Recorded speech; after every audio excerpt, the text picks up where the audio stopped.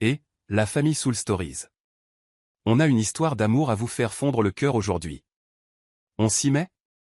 Dites-nous, de quelle ville regardez-vous?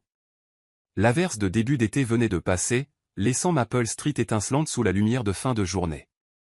Au milieu de la rangée de boutiques bondées, un petit café nommé Sunny Bean se démarquait. Pas à cause de son enseigne, mais à cause de l'arôme de beurre du café fraîchement torréfié qui flottait jusqu'au bout de la rue. À l'intérieur, quelques habitués discutaient. Le vieux monsieur David lisait son journal, deux étudiantes se penchaient sur leurs ordinateurs portables, et un artiste esquissait intensément. L'atmosphère était si chaleureuse que quiconque entrait se sentait immédiatement enveloppé de douceur, de rire et du riche parfum du café. Emma Carter s'affairait entre les tables, équilibrant un plateau de muffins fumants. Ses cheveux bruns étaient attachés lâchement, avec quelques mèches en bataille tombant sur son front. Mais son sourire était si radieux que tout le monde oubliait sa maladresse. « Monsieur David, votre café est sans sucre aujourd'hui, trop sucré et ça pourrait vous rappeler votre ex. » Tout le café éclata de rire. Monsieur David secoua la tête. Cette fille a la bouche plus sucrée que 3 cuillerées de sucre. Emma haussa les épaules, c'est comme ça que je fidélise mes clients. À ce moment-là, la porte s'ouvrit en grand. Un homme grand entra et la pièce sembla faire une pause. Il portait un costume noir parfaitement taillé, une cravate en soie gris-argent, et des chaussures si bien polies qu'elles reflétaient la lumière. Ses cheveux sombres étaient soigneusement coiffés, son visage ciselé aussi froid que s'il avait été sculpté, et ses yeux gris-argent balayèrent le café avec une autorité tranquille. Même un seul de ses pas dégageait le genre d'aura habituellement réservé aux couvertures des magazines financiers. Personne ne savait qui il était, mais même monsieur David mit son journal de côté pour le fixer. Les deux étudiantes chuchotèrent, « Oh mon Dieu, il ressemble exactement à un PDG de K-drama. » Ressemble? Encore mieux. Emma était différente. Penchant la tête, elle marmonna, assez fort pour que l'artiste à proximité l'entende, « Quoi, il s'est perdu en descendant d'un défilé ?» Elle s'approcha de la table vide où l'homme était assis et afficha son sourire professionnel. « Bonjour, que puis-je vous servir ?» L'homme jeta un coup d'œil au menu pendant exactement 3 secondes. Sa voix était grave, calme, mais autoritaire. Un espresso, chaud, sans sucre. Emma haussa un sourcil. Ouah, l'attitude de dur à cuire. Elle se pencha en avant, notant la commande avec un faux air dramatique. Compris, un espresso, chaud comme votre personnalité et amer comme ma vie. Les habitués gloussèrent. L'homme se figea un instant. Personne n'avait jamais osé lui parler ainsi. D'habitude, quand il parlait, les gens soit s'inclinaient, soit le flattaient. Mais cette fille. Il fronça les sourcils, prêt à l'ignorer. Pourtant, le coin de ses lèvres tressaillit, comme s'il avait presque envie de rire, mais se retenait. 5 minutes plus tard, Emma posa l'espresso devant lui. Il prit une gorgée. La saveur forte se répandit sur son palais. Bon, très bon. Il posa la tasse, tendit la main vers la poche de sa veste, puis s'arrêta. Pas de portefeuille, exactement comme prévu.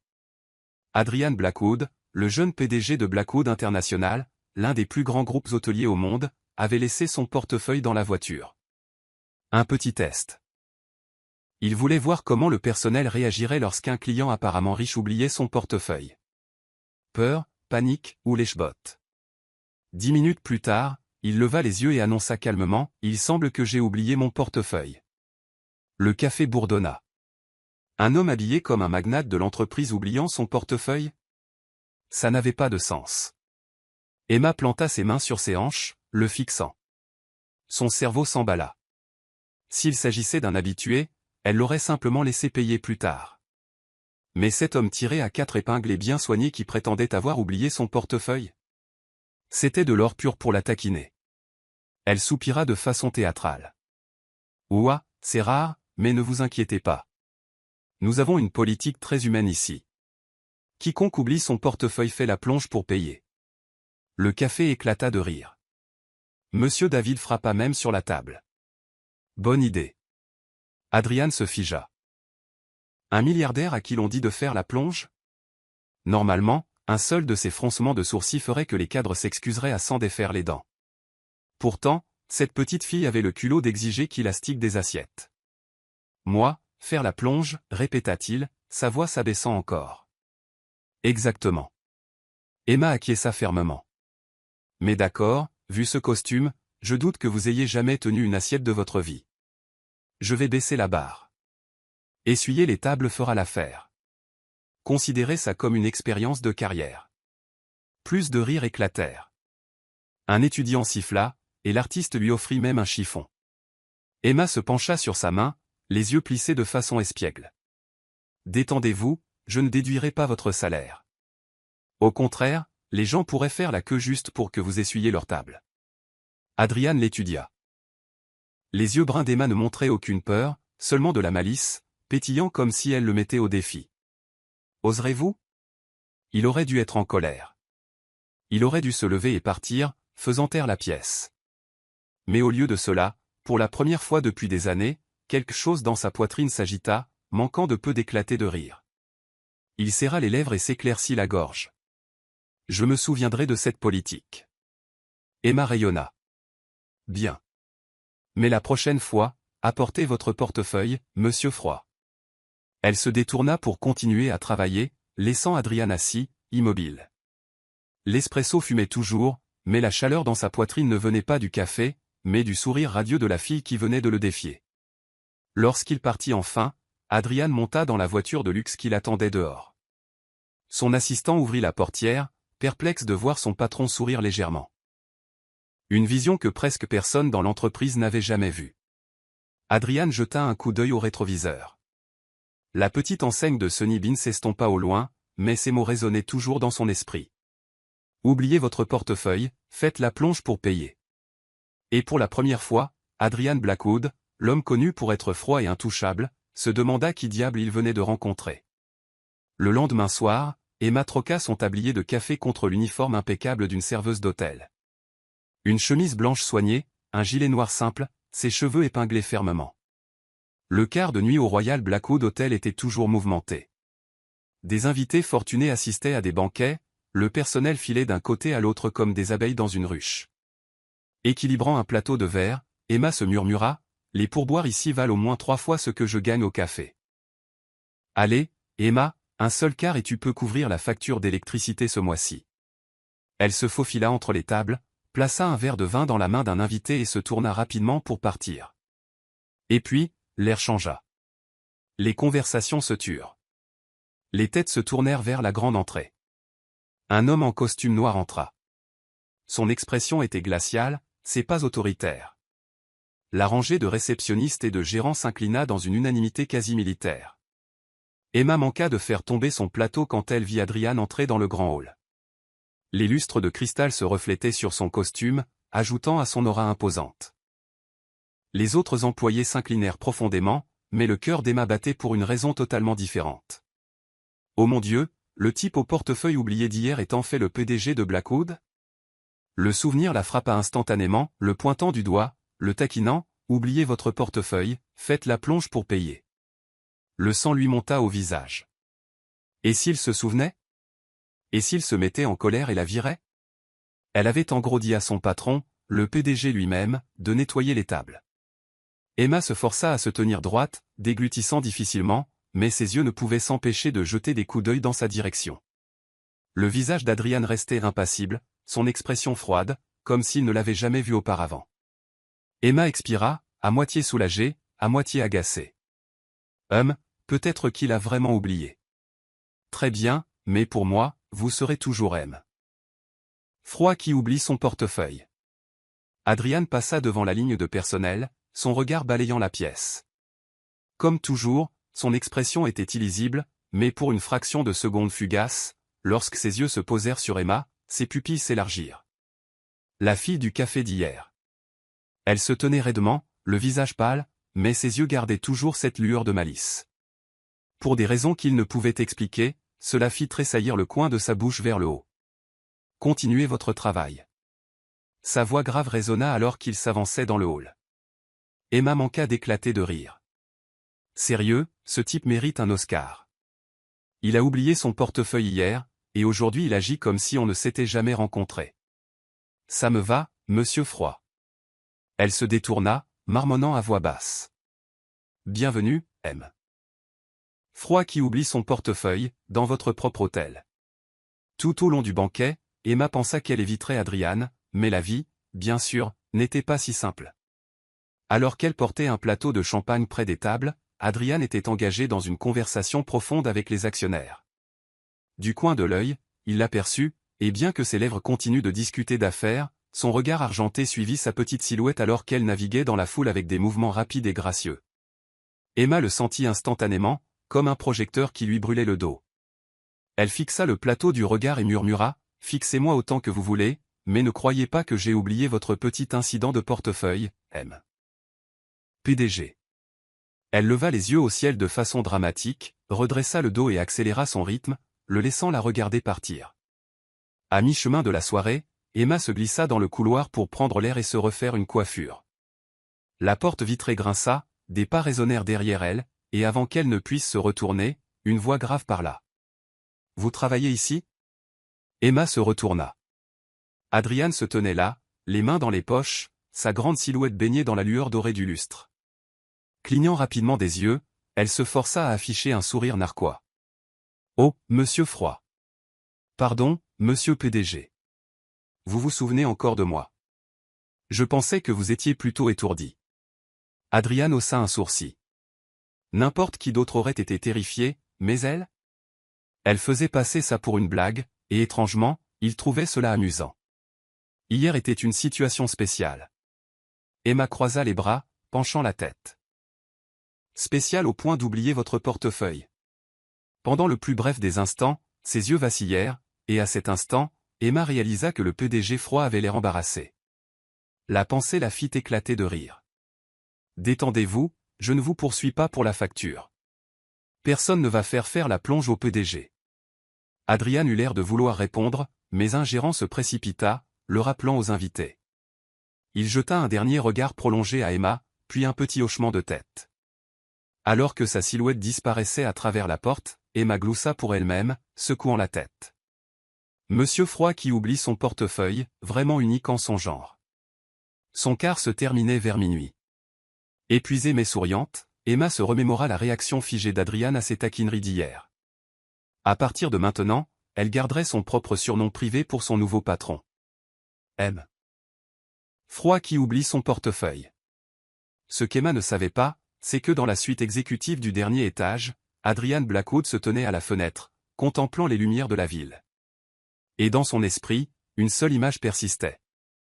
Des yeux bruns pétillants, une voix taquine et insouciante, et un sourire qui, pour la première fois depuis des années, réchauffait son cœur sans émotion. Le hall de banquet au 18e étage du Royal Blackwood Hotel brillait sous des lumières dorées et chaudes. Ce n'était pas un événement de presse publique, mais une réception privée réservée à quelques actionnaires majeurs. Parmi eux, Harold Whitmore, père d'un investisseur de premier plan, connu pour être exigeant et avoir une langue bien pendue. Adrian avait initialement l'intention de laisser ses cadres supérieurs s'occuper de l'accueil, mais juste avant le début de la soirée, sa voix froide coupa l'air. « Carter, ce soir, vous servirez dans la section VIP. » Emma manqua de s'étouffer en entendant son nom. Elle? Encore? Bon sang. Est-ce que Monsieur Froid qui oublie son portefeuille essayait vraiment de jouer avec son destin? Néanmoins, elle redressa son uniforme et entra dans la pièce.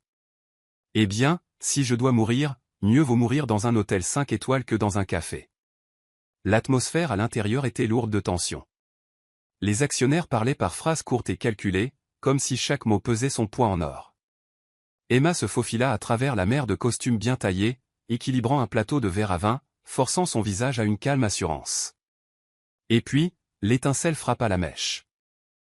Harold Whitmore, ses cheveux blancs comme neige, ses yeux étroits scannant chaque détail avec suspicion, fixa son regard directement sur Adrian.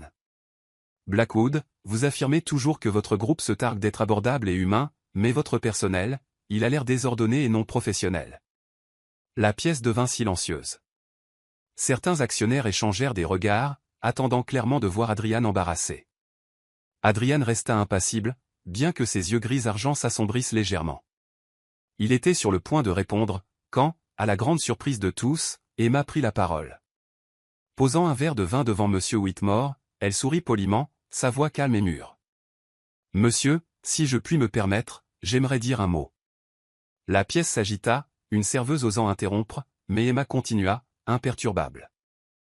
Vous avez raison, je ne suis qu'un membre du personnel ordinaire, pas très raffiné, mais c'est exactement pourquoi je suis la personne la plus proche des invités. Je ne comprends peut-être pas les marges de profit, mais je sais quand un invité veut une serviette supplémentaire, moins de glace, ou simplement quelqu'un avec qui discuter du temps qu'il fait. Et je crois que le service humain commence parfois par de petites choses comme ça. Monsieur Whitmore haussa les sourcils, pris au dépourvu par une réponse aussi mesurée. Emma remplit délicatement son verre de vin et ajouta avec un doux sourire, « Et quant à être désordonné, si à la fin de la soirée vous pensez toujours que nous ne sommes pas professionnels, je ferai la plonge avec plaisir pendant une semaine entière pour me racheter. » La remarque atterrit avec juste la bonne touche d'humour. Des rires se propagèrent dans le hall, apaisant la tension. Même. Whitmore gloussa doucement, ses yeux durs s'adoucissant. Cette jeune femme sait parler. Levant son verre, il acquiesça. Très bien, je m'en souviendrai. Blackwood, au moins vous avez du personnel qui incarne le service humain dont vous vous vantez. Assis à proximité, les yeux argentés d'Adrian ne quittèrent jamais Emma. Il était habitué à la soumission et au silence de la part de ses subordonnés. Personne n'avait jamais osé intervenir alors qu'il faisait face à des actionnaires. Pourtant, cette fille avait audacieusement intercepté un coup qui lui était destiné, non seulement sans perdre de points, mais en les gagnant à la perfection. Après la réception, lorsque les invités partirent enfin, Adrian demanda à Emma de rester derrière. « Qui vous a donné la permission de parler en mon nom ?» Sa voix était basse, froide, bien qu'elle ne cachait pas le léger tremblement en dessous. Emma leva le menton, rencontrant son regard sans broncher. « Personne. Mais si je n'avais pas parlé, votre soirée aurait été gâchée par le grognement d'un vieil homme grincheux. Je vous ai simplement sauvé. » Adrian se figea. Il aurait dû être furieux. Pourtant, ce qu'il ressentait était quelque chose de dangereusement chaleureux, comme si un minuscule morceau de son contrôle venait de lui être volé par cette petite fille sans peur. Et, de manière troublante, il aimait ça. Emma laissa échapper un petit rire, inclinant la tête. « Ne vous inquiétez pas, je ne vous facturerai pas le sauvetage, mais si vous oubliez à nouveau votre portefeuille, je pourrais reconsidérer. » Sur ce, elle tourna les talons et partit, laissant Adrian immobile sous la lumière dorée, se sentant pour la première fois depuis des années impuissant d'une manière entièrement nouvelle. Vendredi soir, la ville était plus animée que d'habitude. Les réverbères scintillaient contre le trottoir humide après la pluie, dispersant des reflets orange dorés. Emma venait de finir son quart de soirée et avait enlevé ses talons au bon marché qui lui tourmentaient les pieds. L'air était frais, sa respiration formant de la buée dans la nuit. Tirant son mince manteau plus près, elle se dépêcha de traverser un carrefour bondé. À ce moment-là, une petite fille, pas plus de 7 ans, se précipita dans la rue, poursuivant une balle qui roulait. Des pneus crissèrent violemment alors qu'une berline fonçait, à seulement quelques mètres. Sans réfléchir, Emma jeta son sac sur le trottoir et se lança. Elle attrapa la fille, tourna son corps de manière protectrice et tomba sur le trottoir. La voiture passa en crissant, laissant la puanteur âcre du caoutchouc brûlé. Des cris retentirent, des piétons se pressèrent autour. La petite fille sanglotait dans les bras d'Emma, mais n'avait que quelques égratignures. La poitrine d'Emma se souleva alors que de la sueur froide perlait sur son front. « Tu vas bien maintenant, ma chérie. Accroche-toi bien à ta balle la prochaine fois. Ne la laisse plus s'enfuir. » Sa voix tremblait, mais elle força une intonation espiègle pour calmer l'enfant. La fille serra sa balle comme si c'était sa vie même, se blottissant contre la poitrine d'Emma. De la foule, un homme grand s'avança, marchant rapidement. Son costume sombre ne pouvait cacher la tension dans sa silhouette. Ses yeux gris-argent étaient fixés sur la scène. C'était Adrian, il avait tout vu. Au moment où Emma s'était jetée dans la rue, le temps s'était figé. Une petite fille ordinaire risquant tout pour l'enfant d'une étrangère. Téméraire, instinctive et plus courageuse que la raison. Adrian s'accroupit pour vérifier la fille, puis leva les yeux vers Emma. Sa voix était basse, grave et cinglante. « Êtes-vous folle de vous être précipitée comme ça? Et si la voiture ne s'était pas arrêtée à temps ?» Emma était encore essoufflée, mais ses yeux brûlaient. Elle haussa les épaules, essuyant le sang de son cou déraflé. « Je n'ai pas réfléchi, j'ai juste su. Je ne pouvais pas la laisser se faire blesser. » Il la fixa, son regard compliqué, une étrange chaleur se répandant dans sa poitrine. La famille de la fille se précipita, s'inclinant à plusieurs reprises en signe de gratitude. Emma sourit de manière rassurante, minimisant l'incident. C'est bon. Assurez-vous simplement qu'elle tienne mieux sa balle. Lorsque la foule se dispersa, Adrian resta. Lentement, il enleva son manteau et le drapa sur les épaules d'Emma. Venez, je vous ramène chez vous. Emma se figea. Le manteau lourd portait l'odeur chaude et coûteuse de son eau de Cologne, l'enveloppant complètement. Mais immédiatement, elle secoua la tête. Pas besoin. Je marche d'habitude. Vous avez des choses plus importantes à faire. Adrian fronça les sourcils. Je n'ai pas demandé si vous marchiez. J'ai dit, je vous ramène chez vous. Emma laissa échapper un doux rire, sa voix légère mais ferme. Monsieur Blackwood, vous pouvez donner des ordres à votre personnel ou à vos actionnaires, mais moi, je me débrouille toute seule. Elle enleva le manteau, le lui rendit, lui fit un rapide signe de tête et s'éloigna. Adrian resta figé dans la rue, regardant sa petite silhouette se fondre dans la foule. La lumière du réverbère éclairait sa queue de cheval haute, son visage humide de sueur qui brillait toujours. Pendant un instant, l'homme qui exerçait un pouvoir absolu ne savait pas quoi faire. De retour dans sa voiture, Adrian resta silencieux, regardant la ville à travers la fenêtre. Son esprit revivait l'image d'Emma se précipitant dans la rue, serrant l'enfant, un homme qui vivait de logique froide, de calcul et de profit, secoué par un acte impulsif de pure humanité. Sa prise se resserra sur le volant. Pour la première fois, il réalisa que peut-être sa vie avait été froide pendant trop longtemps, et que peut-être, juste peut-être, c'était cette fille ordinaire qui avait fait battre son cœur d'une manière qu'il avait presque oubliée. Pendant ce temps, Emma retourna dans sa petite chambre sur Maple Street, s'effondrant sur le lit d'épuisement. Ses coudes piquaient, ses pieds palpitaient, mais ses lèvres se retroussèrent en un sourire au souvenir de l'expression stupéfaite d'Adrian. Alors Monsieur Froid se fige parfois aussi. On dirait qu'il sait s'inquiéter pour les gens après tout. Elle tira la couverture sur elle, murmurant, « D'accord, Emma, n'y pense pas trop. C'est juste un patron riche avec des yeux froids comme de la glace, rien de plus. » Mais au fond d'elle, un étrange battement de cœur persistant refusait de s'estomper. La nuit tomba sur Riverside Avenue, les fenêtres de verre reflétant la foule animée du soir. Emma se tenait devant l'Hub, le restaurant où les bougies suspendues ressemblaient à des étoiles délibérément tombées à portée de main. Elle vérifia sa montre, il était exactement 19 heures.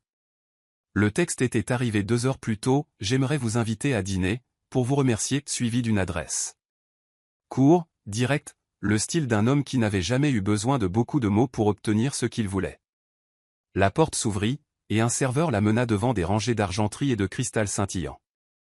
Dans le coin, Adrian était déjà assis. La lumière chaude drapée sur son costume bleu profond traçait des lignes patientes sur son visage. Quand il vit Emma, ses yeux gris-argent s'adoucirent, si légèrement que n'importe qui d'autre l'aurait manqué. « Merci d'être venu, dit-il. Je suis venu pour le risotto aux truffes et aux champignons, pas pour vous. » Emma se glissa dans sa chaise, les lèvres se courbant en un sourire malicieux. Il fit une pause, puis rit, non pas la courbe polie de sa bouche qu'elle avait vue auparavant, mais un vrai rire, grave, arraché de lui. Elle le remarqua instantanément. Son rire était profond, comme une note de violoncelle. Le serveur versa du vin. Emma fit lentement tournoyer son verre, respirant le chêne et les fruits mûrs. Adrian la regarda, à moitié curieux, à moitié amusé. « Vous vous y connaissez en vin ?» demanda-t-il. « Pas vraiment. Je sais juste qu'un bon vin est comme une bonne histoire, un début invitant, un milieu riche et une fin satisfaisante. Un mauvais vin est comme un email des finances. » Les yeux d'Adrian brillèrent. « Les emails des finances vous ont blessé à ce point. Ils sont froids, longs et me donnent toujours envie de m'enfuir. Un peu comme la première fois que je vous ai rencontré. » Un souffle d'humour lui échappa. « Je ne savais pas que j'étais si terrifiant. » Pas terrifiant, juste trop silencieux. Les gens silencieux ont généralement le plus de choses à cacher. Une lueur d'ombre traversa son visage. Peut-être. Ils commandèrent, la conversation coula comme une rivière après la pluie, sans effort, sans la difficulté des banalités. Emma raconta des histoires de ses matinées au café, du vieil homme qui achetait un latte tous les jours, mais laissait toujours la moitié intacte, juste pour garder l'odeur pour l'après-midi. Adrian écoutait, posant occasionnellement une seule question précise qui ouvrait une autre branche de son récit. « Quelle a été votre matière principale ?» demanda-t-il lorsque les entrées arrivèrent. « La communication. J'aime raconter les histoires de gens ordinaires à travers des détails extraordinaires. Comme la mère qui accroche un foulard près de la porte pour rappeler à son fils de prendre son imperméable. Chaque soir, le foulard est mouillé, non pas à cause de la pluie, mais parce qu'elle l'a lavé tous les jours. Vous voyez des choses que les autres négligent. Et vous voyez ce que les autres n'osent pas, les chiffres, les risques, la cupidité. Emma posa son menton sur sa main. Le plus drôle, c'est que ces deux choses se rencontrent à la fin. Un hôtel ne peut pas survivre uniquement avec des sols en marbre et des sourires parfaits. Il a besoin de gentillesse en coulisses. Il ne dit rien. Les réunions du lundi semblaient soudainement moins solides. En 1 heure, elle l'avait fait rire 3 fois et s'asseoir dans une pensée silencieuse 5 fois, un record que personne d'autre n'avait jamais atteint. Hier, sa voix s'abaissa. Si cette voiture ne s'était pas arrêtée à temps. Ne dites pas si et point. Emma posa ses couverts, son regard stable se fixant sur le sien. L'enfant est en sécurité, ça suffit. Pendant un instant, la façade froide d'Adrian s'amincit comme la brume du matin. Il s'assit en arrière comme s'il s'avouait que tout ne pouvait pas être contrôlé, et que peut-être ce n'était pas aussi effrayant que de tout manquer. Le plat principal arriva. Emma goûta une cuillerée de risotto, fermant les yeux de plaisir. Comme une symphonie écrite dans du riz. Vous devriez essayer. Je pensais que vous étiez venu pour ce plat, pas pour moi. Adrian sourit lentement. Je suis venu pour le plat, elle leva sa fourchette. Vous n'êtes que la garniture supplémentaire. Il rit à nouveau, le son relâchant quelque chose dans sa poitrine comme une fenêtre qui s'ouvrait enfin. Ils parlèrent de livres. Il préférait les œuvres qui disséquaient les structures de pouvoir, tandis qu'elle préférait les romans aux fins ouvertes, car la vie ne s'arrête pas à la dernière page. Ils parlèrent de la ville. Il la voyait depuis des hélicoptères, elle depuis les trottoirs, et ils rirent, réalisant qu'à différentes hauteurs, ils voyaient toujours la même lumière tardive s'éteindre. Lorsque le dessert fut servi, Adrian se tourna vers le serveur. L'addition, s'il vous plaît. Il tendit la main vers sa poche intérieure. 1 seconde. 2. Son visage habituellement inébranlable se fendit légèrement. Il fouilla à nouveau. Téléphone, clé. Portefeuille, laissé dans le tiroir de son bureau. Emma le remarqua. Elle ne rit pas, ne le taquina pas. Elle leva simplement les yeux vers le serveur. Mettez-le sur ma carte, s'il vous plaît. Emma, la voix grave d'Adrian portait une note rare de malaise. Je l'ai laissé au bureau. Je vous transférerai l'argent tout de suite. Elle secoua la tête, le coupant avec un doux sourire. C'est bon. Considérez ça comme mon investissement dans un PDG. Vous pouvez me rembourser demain avec des intérêts. Et quel est l'intérêt, demanda-t-il, à moitié blagueur, à moitié sérieux. Ça dépend de la manière dont vous remboursez, elle haussa les épaules. Il maintint son regard plus longtemps que nécessaire. Il y avait une sorte de richesse qu'il n'avait jamais possédée, l'aisance. Et d'une certaine manière, elle venait de la lui prêter pour un instant, comme si elle protégeait quelqu'un d'un courant d'air soudain. Dehors, la brise de la rivière était fraîche. Sur le trottoir, un violoniste jouait la vie en rose. Adrian proposa de la raccompagner. Emma hésita une demi-seconde avant d'acquiescer. Pas parce qu'elle en avait besoin, mais parce qu'elle en avait envie.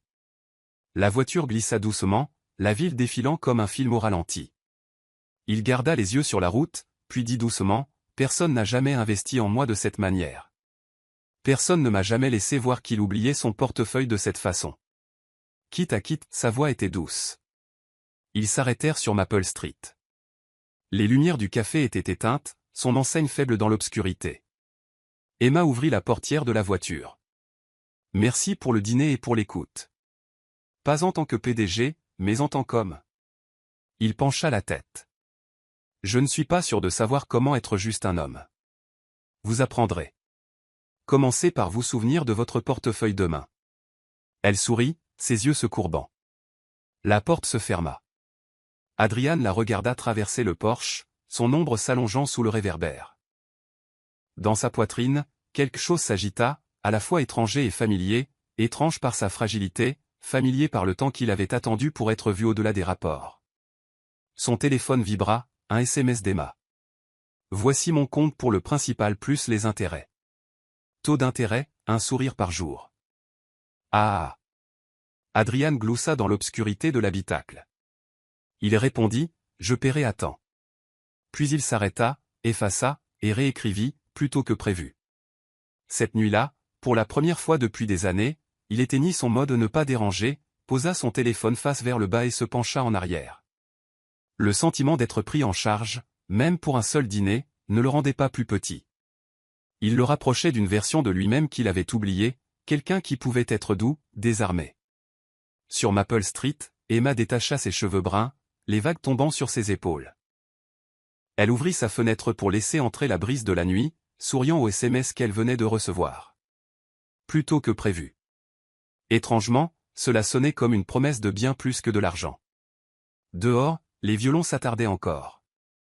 À l'intérieur, dans leurs deux cœurs, une autre mélodie commençait, douce, régulière, sans besoin de chef d'orchestre.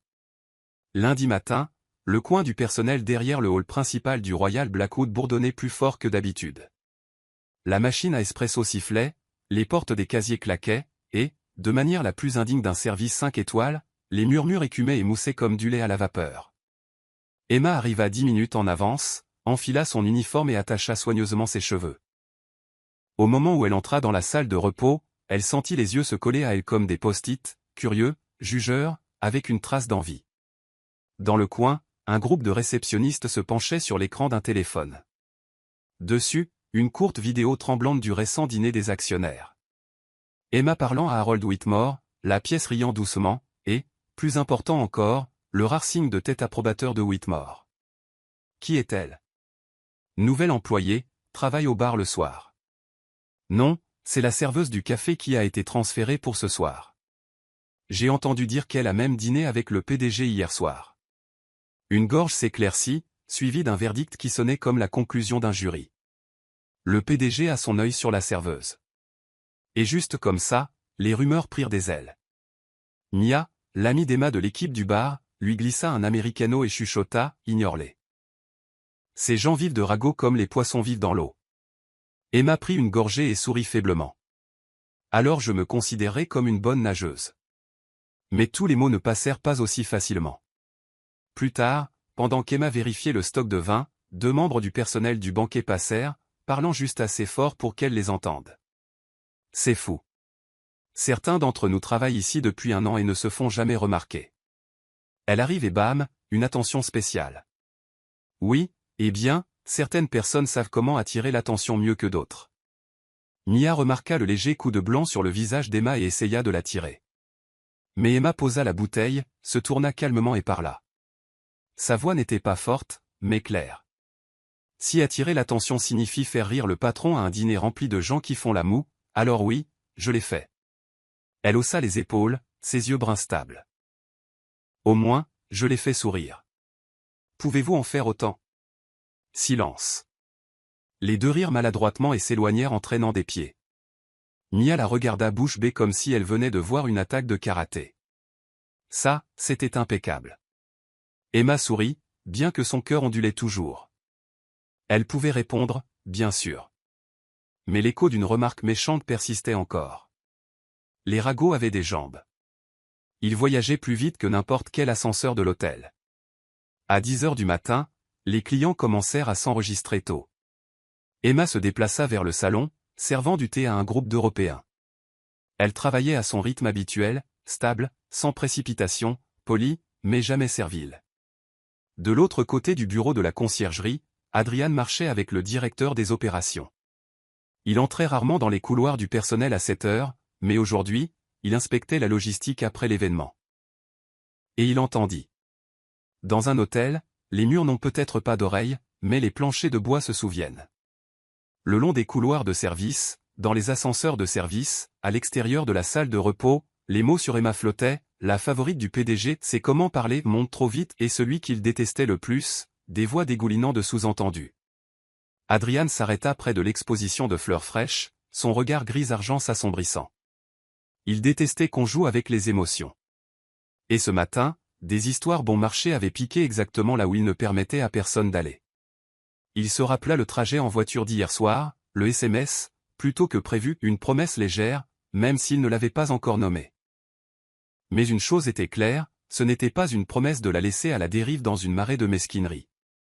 Appelez Doyle et tous les chefs de département pour une réunion à 11 heures, dit-il au directeur des opérations. Ressources humaines aussi. Sujet, la culture du lieu de travail. Y a-t-il un problème, monsieur? Pas de problème. Les lèvres d'Adrian se pressèrent finement. Juste des frontières. À midi, Emma monta sur le toit pour prendre l'air, la boîte à lunch de Mia à la main. La ville en contrebas bouillonnait comme une cocotte minute. Ici, le vent soufflait à travers le grillage de sécurité, avec un goût de métal et de soleil. Elle s'assit sur une chaise en fer, ouvrit la boîte, du riz au poulet grillé et un mot.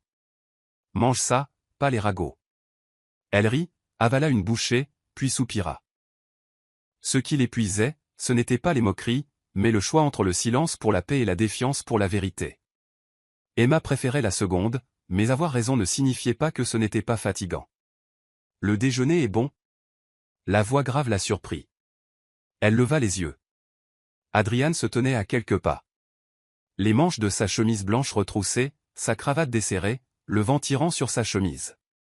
Jamais il n'avait moins ressemblé à un PDG qu'à ce moment-là. C'est bon, Emma acquiesça, fermant la boîte. Merci de demander. Il hésita, pesant ses mots. Ce matin, j'ai entendu des choses qui n'étaient pas vraies. J'ai convoqué une réunion sur la culture du lieu de travail.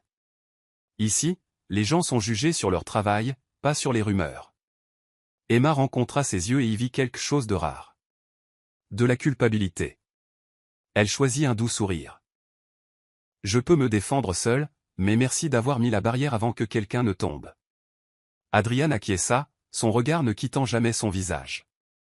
Le vent détacha une mèche de ses cheveux de sa pince. Il leva la main, puis s'arrêta en plein vol, comme s'il se rappelait une limite.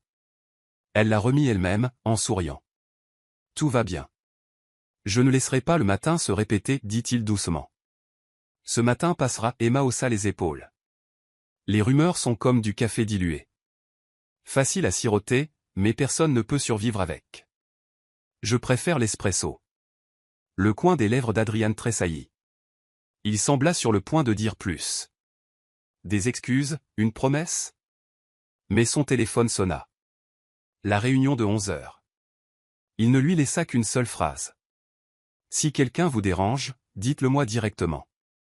Ici, vous n'êtes pas seul.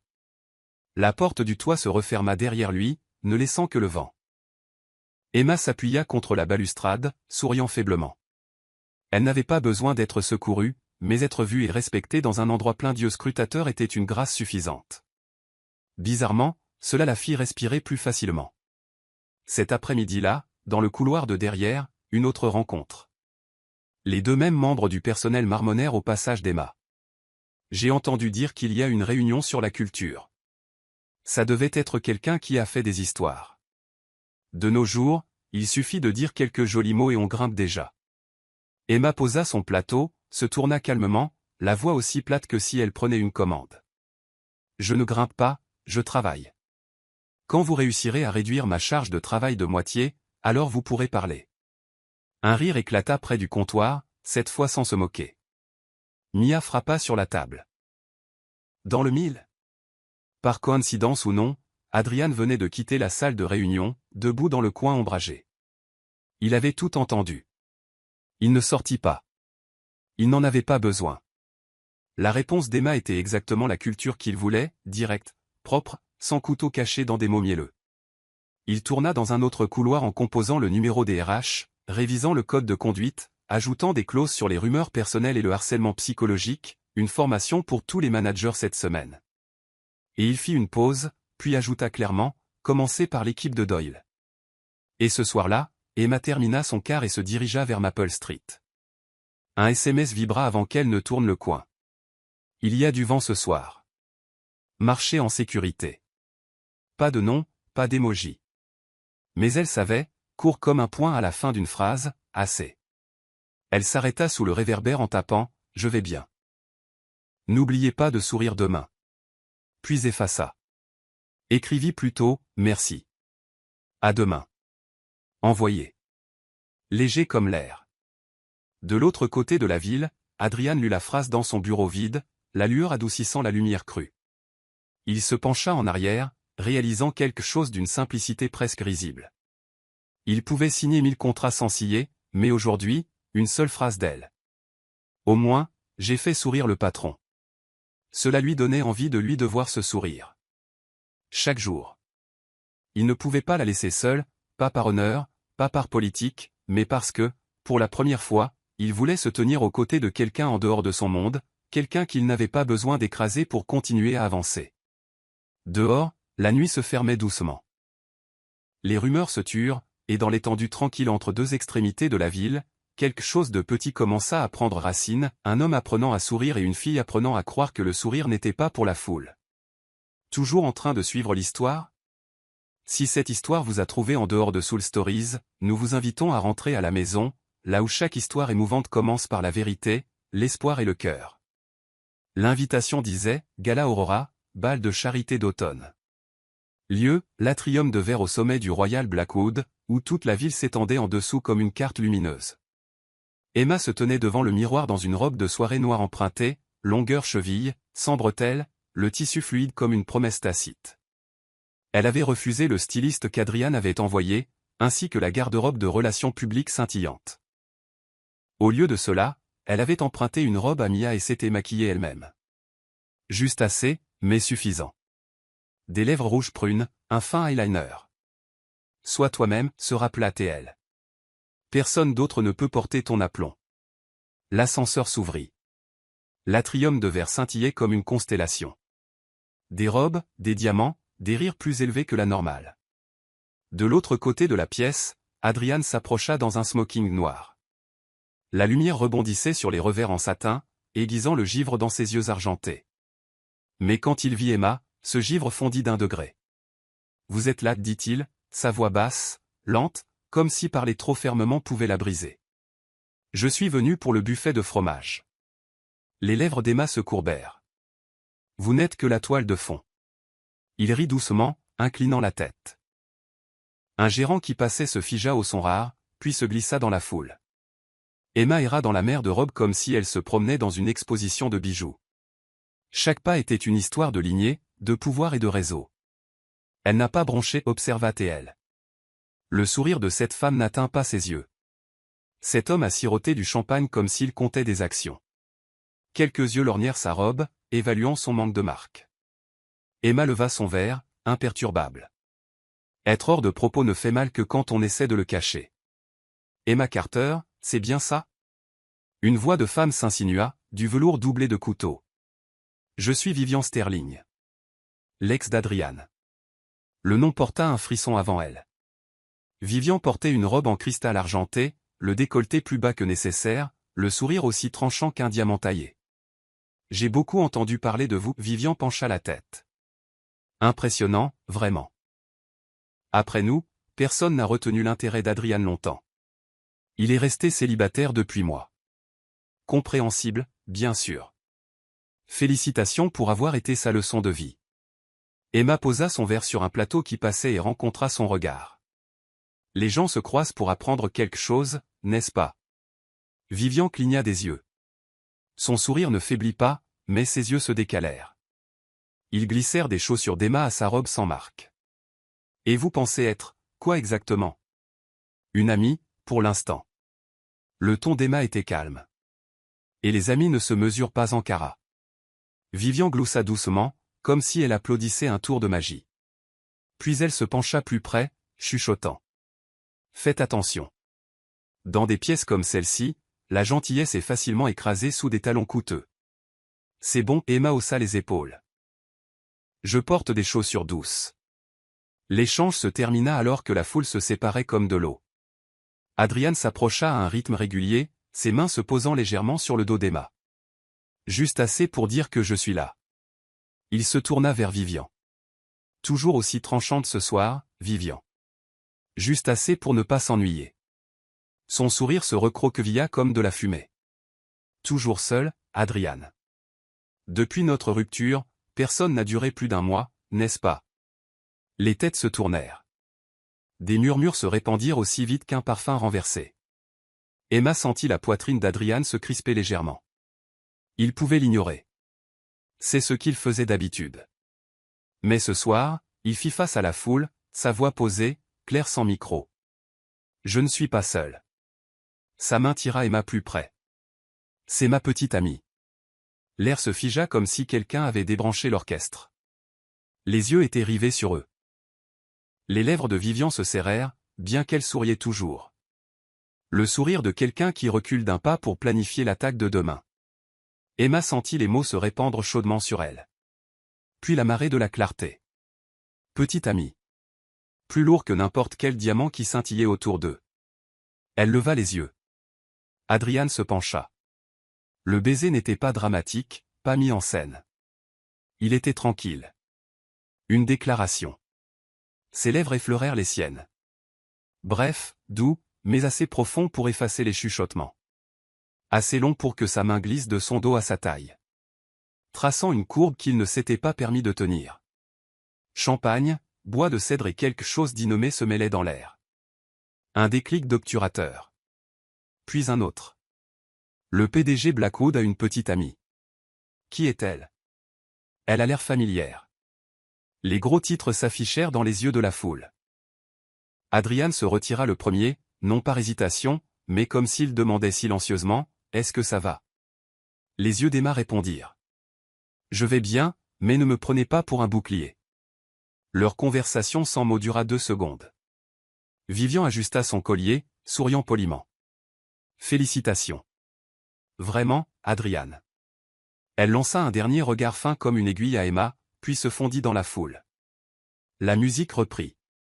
Les voix enflèrent comme des vagues après le vent. Adrian inclina la tête.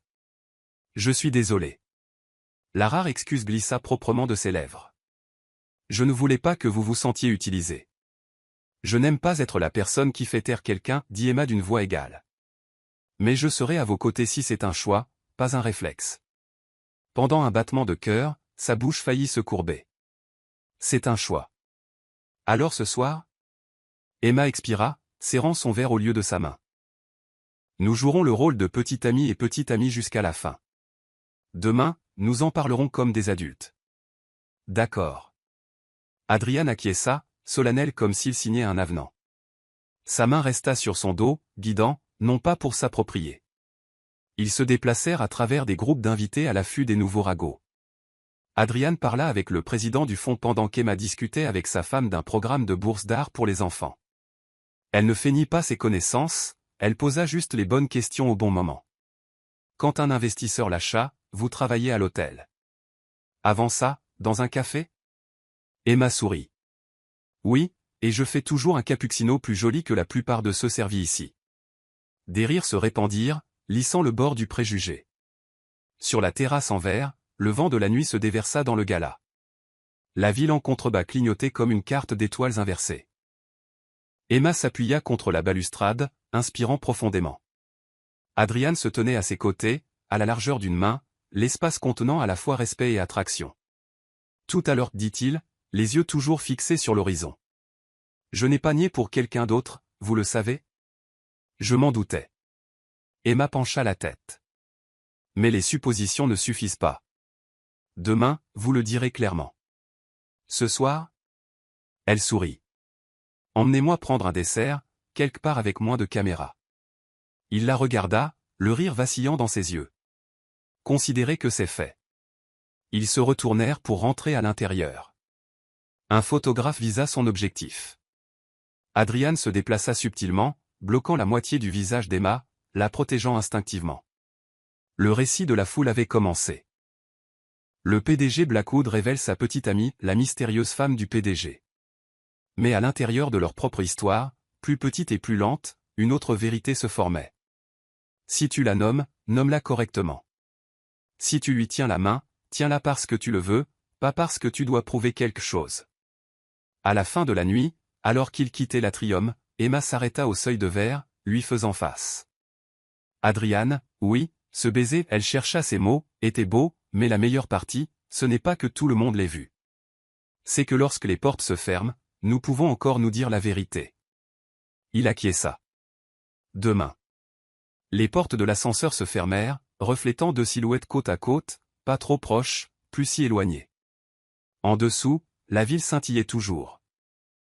Là-haut, la nouvelle avait explosé, et dans le lieu tranquille à l'intérieur de chacun d'eux, quelque chose s'était allumé, non pas à cause des diamants, mais à cause d'une simple présentation. C'est ma petite amie. Le lendemain matin, Emma étudia son reflet dans le miroir du vieux café, où elle avait pris un court quart. Sous la lumière douce, elle était toujours la même Emma, les cheveux attachés haut, une simple blouse blanche, un latte à la main.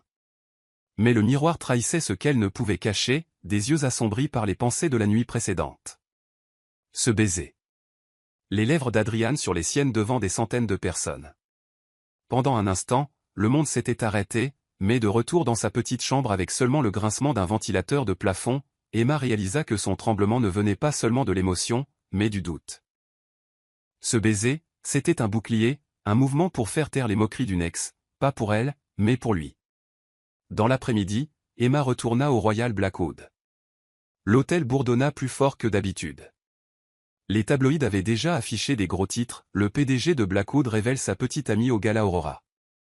Des photos d'Emma dans la robe noire à côté d'Adrian se répandirent sur les réseaux sociaux, avec des légendes mêlant admiration et examen. L'amante mystérieuse du milliardaire. De serveuse de café à petite amie de PDG. En passant, elle surprit des chuchotements. C'est juste un accessoire. Non, regardez comment il lui tient la main. C'est vrai. Mais quelqu'un comme elle. Mia se précipita, essayant de bloquer la vue d'Emma sur un écran de téléphone. Emma se contenta de sourire faiblement, sa voix calme. C'est bon. Je vais bien. À l'intérieur, elle n'allait pas bien du tout. Adrian était en réunion quand Emma arriva. Au moment où il la vit à travers la vitre, il posa son stylo et fit signe à son assistant de retarder de 10 minutes. Il sortit, calme comme toujours, mais ses yeux portaient quelque chose de différent, une trace d'espoir et d'hésitation. « Vous êtes venu. » Sa voix était basse, comme s'il essayait de la rapprocher. Emma rencontra son regard. L'espace entre eux n'était pas seulement physique, il était plus profond. « Je suis venu demander, dit-elle lentement, le baiser d'hier soir. » Qu'est-ce que ça voulait dire? Adrian vacilla. Il voulait dire, je le voulais, mais la fierté l'arrêta. Un PDG n'admettait pas de perdre le contrôle. Au lieu de cela, il choisit une vérité plus froide. C'était nécessaire. Emma laissa échapper un doux rire, tranchant sur les bords. Nécessaire? Pour vous, n'est-ce pas? Pour que votre ex ne puisse pas se moquer de vous. Pour préserver votre fierté. Ses yeux brillaient, mais d'une lueur froide. Vous vivez dans un monde différent, Adrian. Un monde où un baiser n'est qu'un coup sur l'échiquier du pouvoir. Mais pour moi, ce n'est pas un jeu. Vous ne pouvez pas comprendre ce que l'on ressent quand on est attiré sans avoir le choix. Le poing d'Adrian se serra. Pour lui, ce baiser avait été tout sauf un coup calculé, mais confronté, acculé, sa fierté le submergea. Vous avez raison. Ces mots tombèrent, froids et lourds. Nous ne vivons pas dans le même monde. L'air se figea. Les lèvres d'Emma tremblèrent, bien qu'aucune larme ne tombât. Le silence s'épaissit autour d'eux. Merci de l'avoir admis, dit-elle doucement. Alors je vais garder mes distances. Elle se détourna. À partir de ce jour, Emma l'évita. À l'hôtel, elle choisit des cars tôt le matin ou tard le soir pour minimiser ses chances de le croiser. Quand elle n'avait pas d'autre choix que de le rencontrer, elle était formelle, mesurée. Un hochement de tête, un court rapport, puis elle partait. Pas de regard, pas de sourire. Adrian regardait. Plus il essayait de se rapprocher, plus il s'écrasait contre le mur qu'il avait lui-même construit avec ses mots inconsidérés. Nous ne vivons pas dans le même monde. Il se rappela comment elle avait tiré l'enfant de la circulation, son audace devant Whitmore, son petit sourire lorsqu'elle avait dit « un investissement avec des intérêts ». Ces moments l'avaient touché, il n'y avait pas de monde entre eux. Maintenant, il n'y avait que le vide. Un soir, la voiture d'Adrian roula sur Maple Street. Le petit café où Emma travaillait le matin était encore allumé. Elle se tenait derrière le comptoir, attachant ses cheveux, préparant des lattes pour les habitués. Il s'arrêta, se glissa à l'intérieur et s'assit dans le coin le plus éloigné, la regardant rire avec Monsieur David comme si rien ne la pesait. Elle posa un latte devant lui. Pas de questions, pas de taquinerie, pas de plaisanterie. Juste une phrase courte. Voilà. Et elle s'éloigna. Adrian fixa le cœur de mousse tremblant à la surface. Il n'avait jamais goûté un café aussi amer, non pas à cause des grains, mais parce que pour la première fois, il comprenait un genre de perte que l'argent ne pouvait pas racheter. La nuit tomba. Emma était allongée sur son lit étroit, regardant le plafond, ses mots la transperçant comme du verre. Nous ne vivons pas dans le même monde. Elle n'était pas faible. Elle ne l'avait jamais été. Mais pour la première fois, sa force elle-même était épuisante, car plus elle l'évitait, plus son cœur refusait d'obéir. De l'autre côté de la ville, Adrian était assis, incapable de dormir, regardant par la fenêtre du gratte-ciel. Si leur monde était vraiment différent, pourquoi le silence donnait-il l'impression de perdre la moitié de lui-même? La distance s'était formée, tranchante et froide comme du verre, mais derrière elle, tous deux savaient. Leur cœur battait toujours, sauvage et sans entrave. Une semaine après le gala scintillant, Emma gardait toujours ses distances. Chaque fois qu'Adrian apparaissait à l'hôtel, elle se dérobait habilement, ne laissant derrière elle que de brèves salutations. Le baiser sous les yeux de centaines de personnes persistait en elle, mais il lui donnait l'impression d'avoir été tiré sur une scène qui n'était pas la sienne. Il appartenait au hall de verre, au contrat de milliards de dollars et aux poignées de main lourdes de stratégie. Elle appartenait au rire avec les enfants, aux arcs-en-ciel dessinés sur papier. Plus elle y pensait, plus la distance devenait claire. Ce week-end-là, Brooklyn Park bourdonnait d'un projet Soleil, un événement pour les enfants défavorisés. Emma s'était inscrite comme bénévole il y a des semaines. Elle portait un simple t-shirt blanc, de vieux jeans, ses cheveux attachés en arrière, et se fondit immédiatement dans le monde des enfants. Elle s'assit en tailleur dans l'herbe, attachant soigneusement des ailes en papier sur le dos d'un petit garçon, chantant et faisant des mouvements de super-héros. Les rires des enfants résonnaient dans le parc, se mêlant à la lumière dorée et miellée de l'après-midi. Au bord du parc, une grande silhouette se tenait immobile, Adrian. Il savait qu'Emma serait ici. Une assistante avait mentionné son nom de manière désinvolte sur la liste des bénévoles. Au début, il n'avait pas prévu de venir, mais à la fin, son cœur avait surpassé la logique. Il entra, mais ne s'imposa pas, se tenant juste à distance, la regardant. Et puis, il se figea. Emma ne ressemblait en rien à la femme qu'il avait vue lors de soirées scintillantes. Ici, elle était elle-même, les joues tachées de peinture, les cheveux défaits, le rire porté par la brise, ordinaire. Et pourtant, d'une manière ou d'une autre, elle illuminait tout le parc. Adrian, qui était habitué à manier le pouvoir pour attirer l'attention, réalisa soudainement qu'avec Emma, il n'avait pas besoin d'ordre ou de contrôle. Juste en se tenant immobile, il était déjà pris dans son orbite. Une petite fille tira la main d'Emma. « Mademoiselle, vous pouvez me dessiner un très grand soleil ?» Emma sourit, attrapant un crayon jaune. « Bien sûr, mais si ton soleil est grand, il devra aussi briller pour tous tes amis, d'accord ?»« Oui », cria la fille, les yeux grands ouverts. En regardant, Adrian sentit quelque chose d'étranger s'agiter dans sa poitrine. De l'admiration, du désir. Et de la peur. La peur qu'un jour elle sorte complètement de son monde, le laissant derrière dans des pièces froides et vides. Lorsque l'événement fit une pause, Emma se leva, essuyant la sueur de son front. Soudain, ses yeux rencontrèrent ceux d'Adrian. Les deux se figèrent, l'air s'épaissit. « Qu'est-ce que vous faites ici ?» La voix d'Emma était basse, teintée de prudence. Adrian s'approcha, s'arrêtant à une distance respectueuse. « Pour vous voir. Où vous êtes à votre place. » Emma resserra sa prise sur le rouleau de papier dans sa main. « Et vous pensez que juste en vous tenant là, en regardant, nos mondes vont fusionner ?» Adrian ne répondit pas tout de suite. Son regard tomba sur les enfants derrière elle. Puis, doucement, « Non. Mais au moins, je peux essayer d'entrer dans votre monde au lieu de vous traîner dans le mien. » Emma vacilla. Les mots firent manquer un battement à son cœur, mais son esprit resta tendu. Elle se retourna vers les enfants. Adrian ne la suivit pas. Il resta simplement immobile, ses yeux traçant chacun de ses mouvements, sa poitrine se serrant d'une douleur inhabituelle. Au coucher du soleil, Emma enfila son sac à dos, prête à partir. Adrian était toujours là. Sa grande silhouette auréolée par la lumière déclinante. Il ne s'approcha pas. Il se tint juste là où elle pouvait le voir. Preuve qu'il était vraiment venu. Pas en tant que PDG, mais en tant qu'homme qui voulait être près d'elle. Emma continua de marcher, son cœur tranquillement agité. La distance était toujours là, mince comme un fil, mais impossible à réparer en un seul coup. Adrian la regarda s'estomper dans la foule, et pour la première fois de sa vie, il comprit. Certaines choses ne peuvent pas être possédées. Elles ne peuvent être que tenues, doucement, avec toute la sincérité que l'on a. Le hall du Royal Blackwood portait encore l'odeur des lys et les échos de la musique après l'événement de charité. Dehors, la presse bruissait, mais dans une petite salle de conférence, seuls Adrian et Emma se tenaient face à face. Le silence emplit l'espace, comme si tout le son avait été enfermé derrière la porte.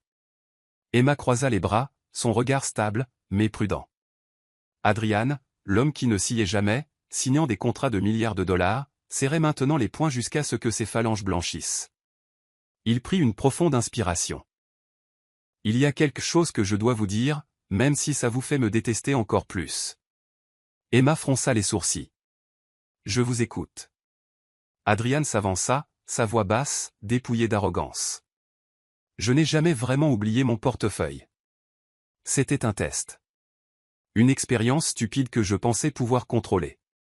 Je voulais voir comment un étranger réagirait à un désagrément, mais je ne m'attendais pas à être défait par vous à ce moment précis. Les yeux d'Emma s'écarquillèrent, son cœur se serra, en partie à cause de la colère, en partie à cause du soulagement. Le mur qu'elle avait construit au cours des dernières semaines trembla. Et qu'est-ce que vous dites exactement? Sa voix se bloqua légèrement. Adrian maintint son regard, abandonnant tous ses boucliers. Je dis qu'au moment où vous avez ri et m'avez dit que je pouvais faire la plonge pour payer ma dette, j'ai su que c'était fini pour moi. Ce soi-disant test a été la première fissure, et tout ce qui a suivi, je ne pouvais plus le contrôler. Emma laissa échapper un court rire incrédule, partagé entre l'irritation et l'amusement. Un PDG, vraiment? Utiliser un portefeuille oublié comme test de caractère? Vous pensiez que la vie était une sorte d'expérience de laboratoire? Il grimaça légèrement, mais ne se défendit pas. J'avais tort. Mais le baiser au gala, ce n'était pas pour sauver la face ou faire taire quelqu'un d'autre. C'était réel. Je le voulais. Je ne calculais pas, Emma. La pièce devint immobile. Emma chercha dans son expression le vacillement familier de la tromperie polie qu'elle associait aux hommes de son monde. Mais dans ses yeux gris, il n'y avait que de la sincérité, maladroite, vulnérable, étonnamment réelle. Elle gloussa doucement, secouant la tête. Je ne sais pas si je devrais vous gronder pour être arrogant ou vous plaindre d'être si maladroit. Peut-être que je vais vous donner un point pour avoir au moins admis que vous étiez un imbécile. Le front d'Adrian se plissa. Puis, de manière inattendue, il rit, un son grave et rare, non poli, non répété. Emma expira, glissant ses mains dans ses poches. Très bien. Je ne vous ai pas complètement pardonné, mais je suis fatigué d'éviter ça. Voyons si nous pouvons au moins parler comme deux personnes normales. Adrian acquiesça, ses yeux s'adoucissant visiblement. Normal. C'est ce que je veux apprendre. Une chaude pause emplit la pièce. Pas de cordes tendues, pas de mots cinglants, juste deux personnes osant faire un petit pas vers la vérité. Emma plissa les yeux de manière espiègle. Mais vous me devez toujours beaucoup. Adrian pencha la tête. Je paierai tout. Je vous prends au mot pour l'instant. Elle sourit et cette fois, elle n'évita pas son regard.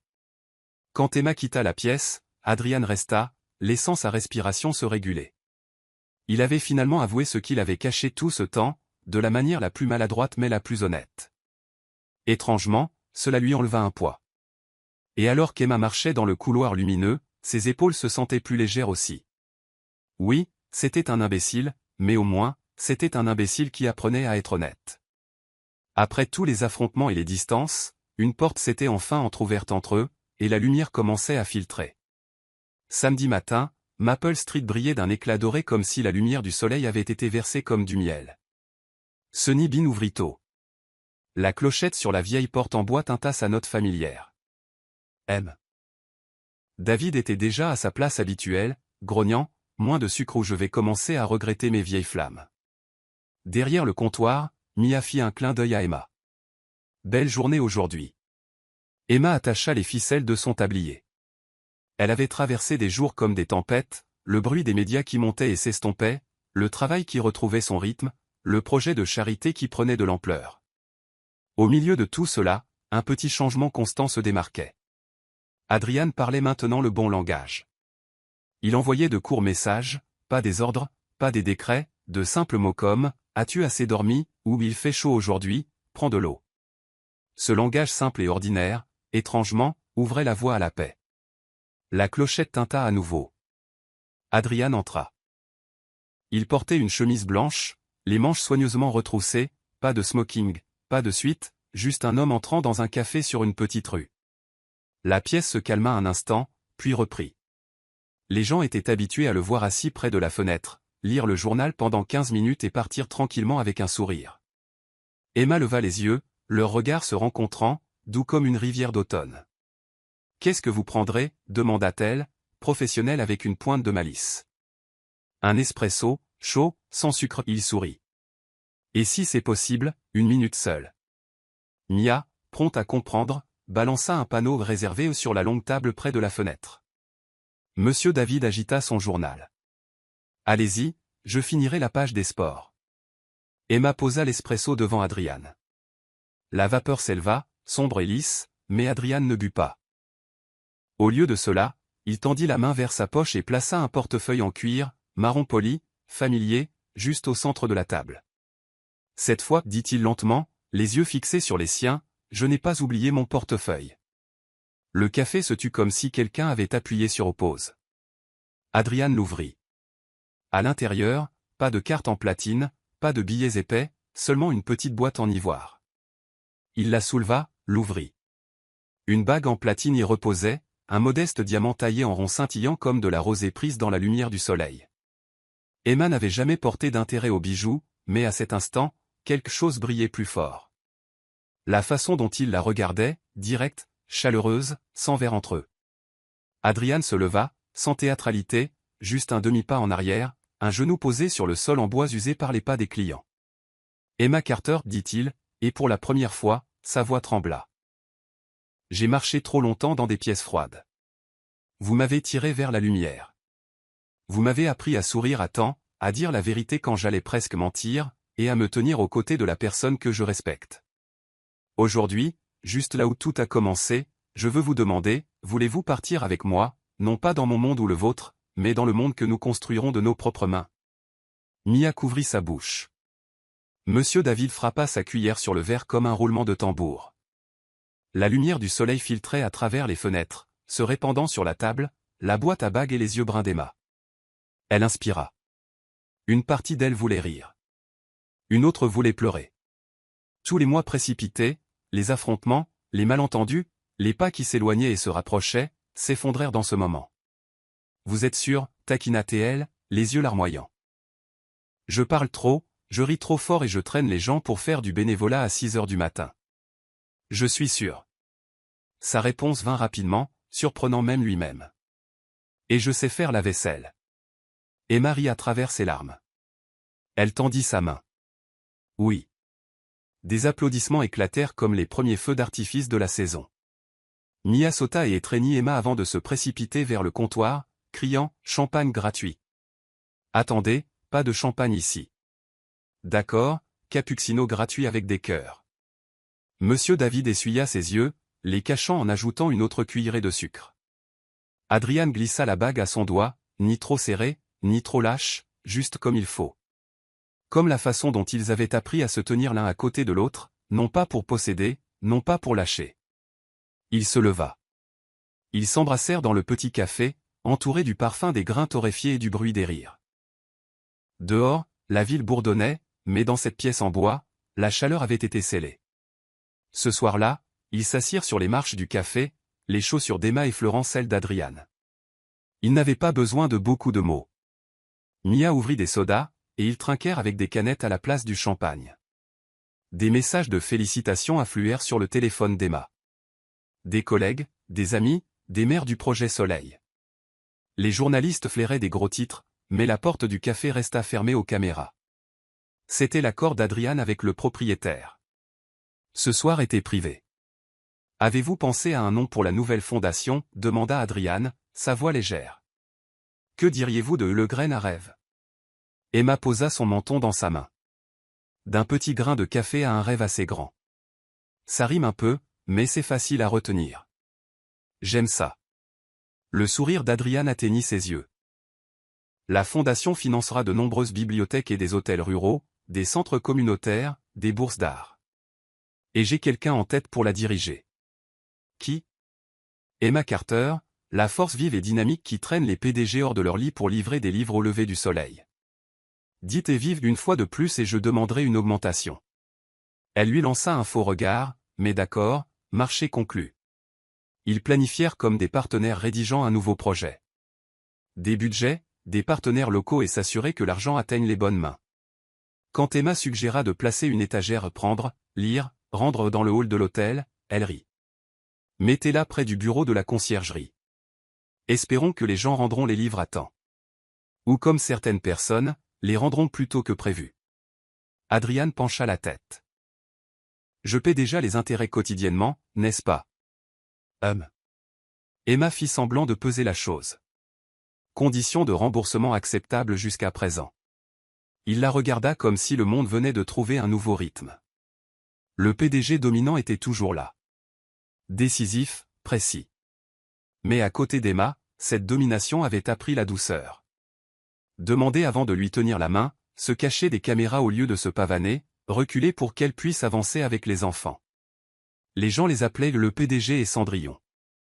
Adrian se contenta de sourire. Emma n'avait jamais été Cendrillon. Elle n'avait pas attendu de magie. Elle était la magie. Des mois plus tard, la première mini-bibliothèque ouvrit dans le couloir d'un hôtel côtier. Des étagères basses en bois à hauteur d'enfant, marquées d'une pancarte prendre, lire, rentre. À côté, une boîte de crayons de couleur, des piles de papier et une petite carte marquant l'emplacement du nouveau terrain de jeu communautaire que la Fondation avait financé. Emma s'accroupit, collant des autocollants de visages souriants sur l'étagère. Les enfants grouillaient comme des abeilles vers le miel. Un garçon serra une bande dessinée. « Mademoiselle, je peux l'emporter à la maison. » Emma lui ébouriffa les cheveux. « Bien sûr, tant que tu te ramènes aussi demain. » Adrian se tenait à proximité, glissant des cartes de premier lecteur dans la main de chaque enfant. Cet après-midi-là, ils retournèrent sur Maple Street. Sunny Bean était plus animé que jamais. Monsieur David leva sa tasse, aux deux d'entre vous. La moitié pour l'amour, l'autre pour le bon café. Mia taquina, et l'autre moitié parce que votre fondation va avoir besoin d'un directeur financier. Engagez-moi. Sous la table, Adrian serra la main d'Emma, non pour se vanter, juste pour la tenir. Il se pencha plus près, la voix basse. Merci d'avoir dit oui. Merci d'avoir appris à ralentir. Les yeux d'Emma se courbèrent. Un jour, je courrai à nouveau vite, dit Adrian en haussant les épaules, mais seulement si vous courez avec moi. Marché conclu. Elle fit teinter sa tasse contre la sienne, la porcelaine carillonnant. Dehors, le crépuscule tomba comme une douce écharpe. À l'intérieur, les rires et l'odeur du café frais se mêlaient à leur nouveau bonheur. Le vieux portefeuille marron était posé sur une étagère haute, désormais un souvenir. À l'intérieur, pas d'argent, seulement un Polaroid. Emma rayonnant avec un livre à la main, Adrian la regardant. Le regard d'un homme qui avait enfin maîtrisé la leçon la plus difficile. L'histoire se termina dans les rires, tout comme elle avait commencé. D'un test de portefeuille oublié, ils avaient trouvé une vie entière ensemble. Non pas par magie, mais parce qu'ils avaient choisi de devenir le petit morceau de magie de l'autre chaque jour.